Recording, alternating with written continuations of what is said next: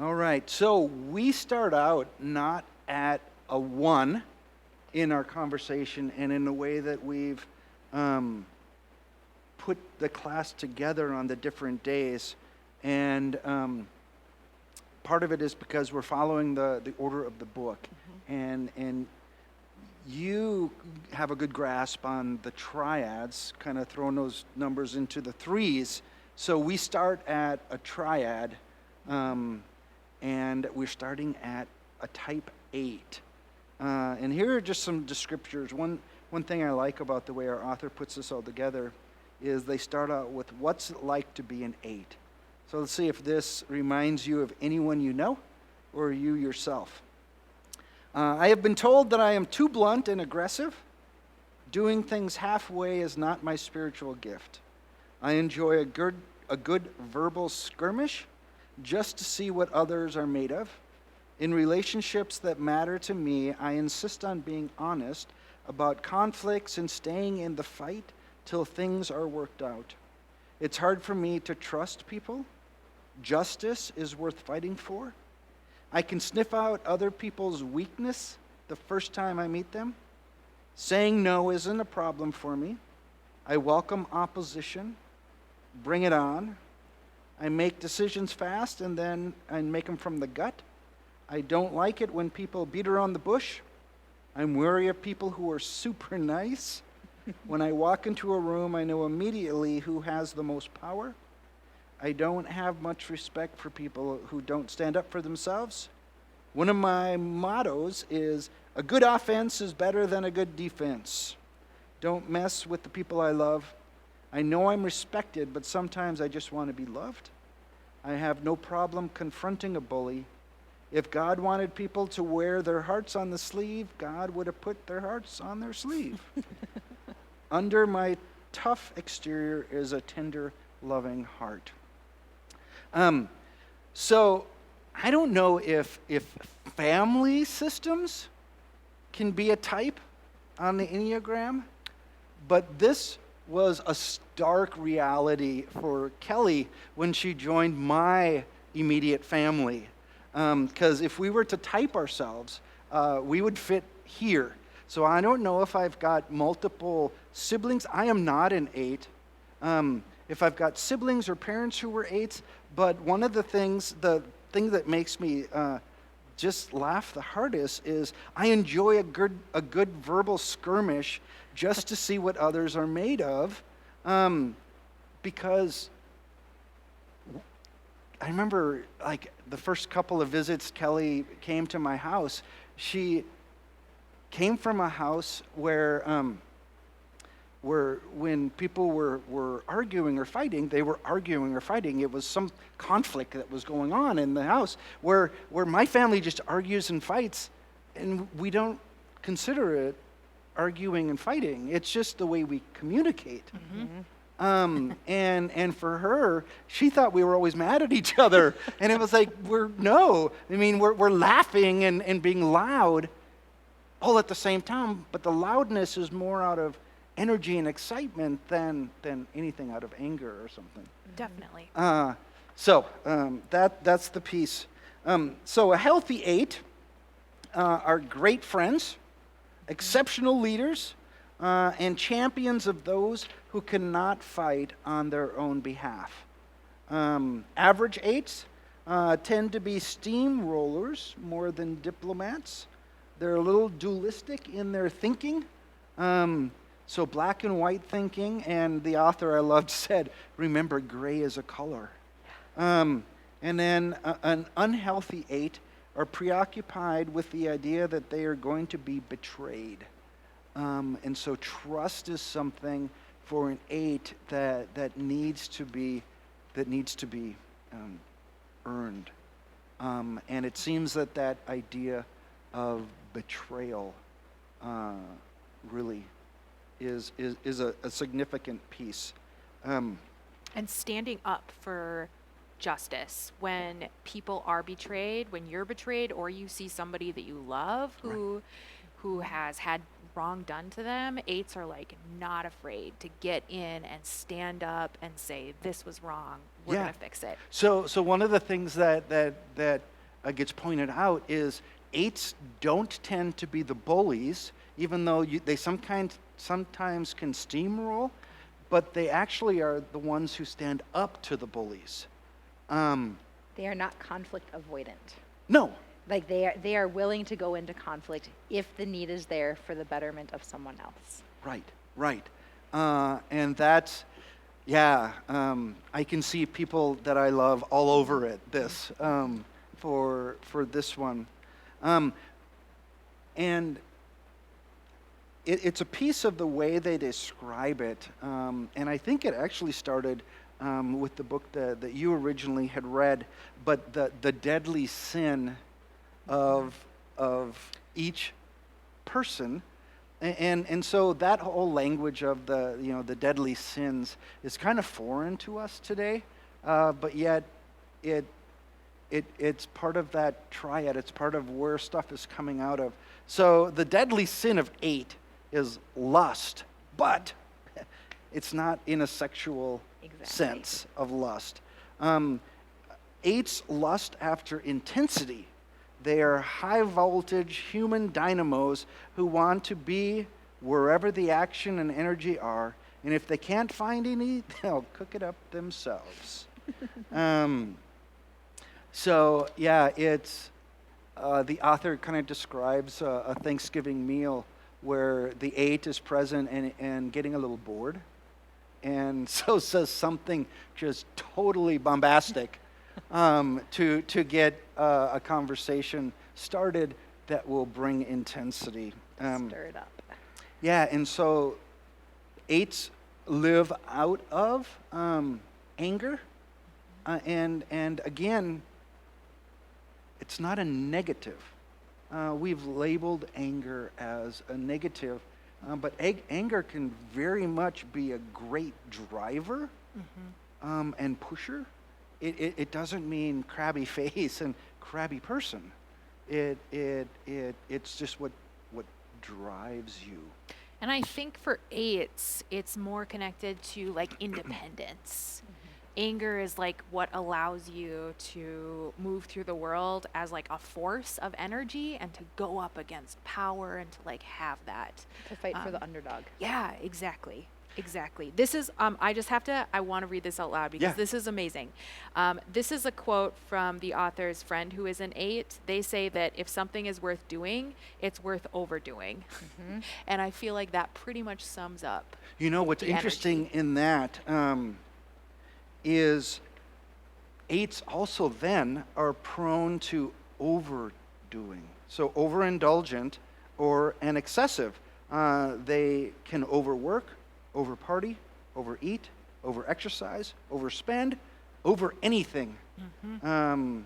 For an 8, too much of a good thing is almost enough. I like that. Too much of a good thing is almost enough. But something you said about an 8 too, that because I relate. I have an 8 in my immediate family with my children, and the one who won't take something I say for truth unless they go back and fact check it themselves. You know, so Daddy doesn't know best.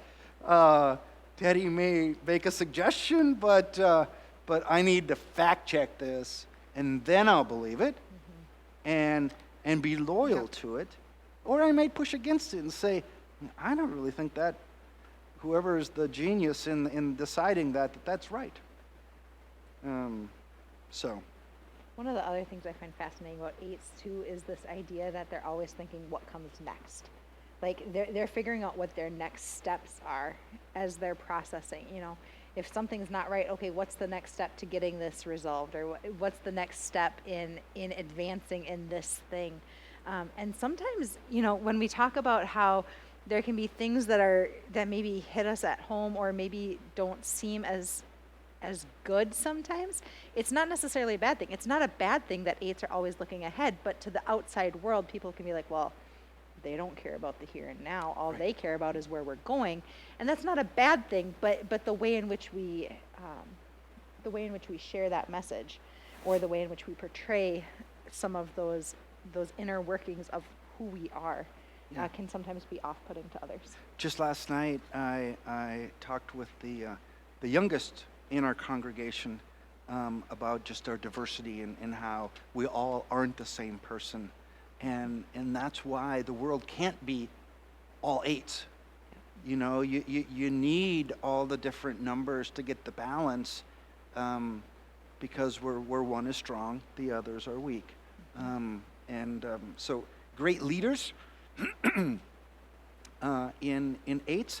However, from what I read, their drive isn't to be the most important and to be the leader. They can definitely be followers, but they need to trust that the leader knows where they're going, or it's not a great situation because they've got no time for untrustworthiness. They are willing followers if they believe their leader is leading them. Which is why in group dynamics they function best when they get to pick their team, because they get to pick who they trust and to know that they can follow in that confidence. Yep. And to have the unvarnished truth. No, I right here. In an 8's mind, you and I have opinions while they have the facts. That's great. And so very, very true.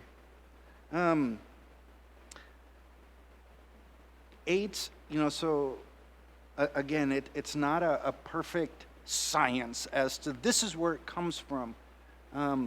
But one of the things that seems to be common in the story of 8's is something happening in their formative years that required them to prematurely abandon their childlike innocence in order to take responsibility for their own lives or sometimes the lives of others, such as siblings. And again, it's not prescriptive, but descriptive. It's we become who we are based on genetics, but also experience and experiences, and out of that feeling of unease, of not being in control, they have schemed up a life where they like to be in control and to lead the way.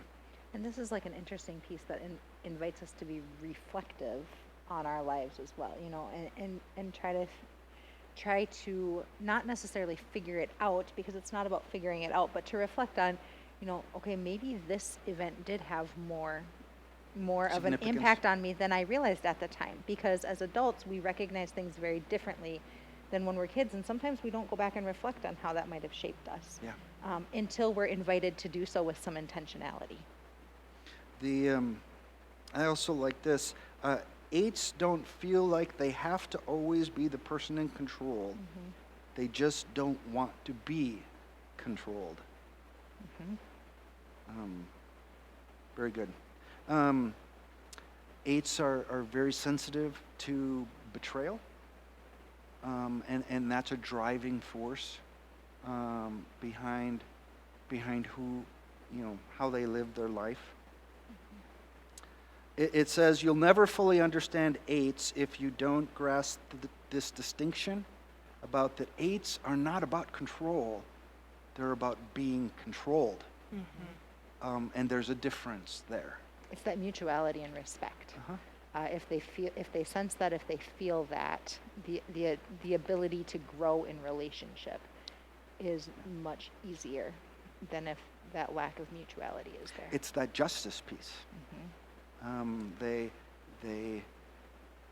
Justice is a strong piece, whether it's for themselves or whether it's for someone they love or even a stranger. Activists are strong. Lawyers are strong in being 8, your 8ness. I also found it interesting, ready, aim, fire, that common description. They said that sometimes it's a fire, aim, ready situation with an 8, meaning that whole idea of your mouth speaks quicker than your brain can digest it, and in that way, eights can hurt others unintentionally. And I think one of the practices for an 8 is to learn how to live into vulnerability. Some of the other numbers are able to do that a little bit easier. I think for 8s that's more of a challenge because maybe there are walls built up, or that's just how one's personality is to be strong in the face of adversity. And sometimes many times, maybe most often, we equate walls and strength with being the opposite of vulnerability instead of allowing that vulnerability to like connect us to other people. Yeah.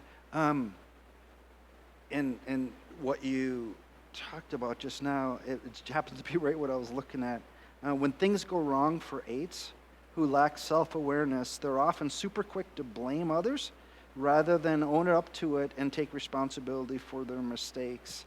8s worry that if they own up and apologize for their behavior, you will bring it up to them and use it as a weapon against them in the future. If it's any consolation, when in the silence of their own hearts they realize they've hurt someone they love, some 8s will beat themselves up so mercilessly, as long as they're convinced that they were wrong.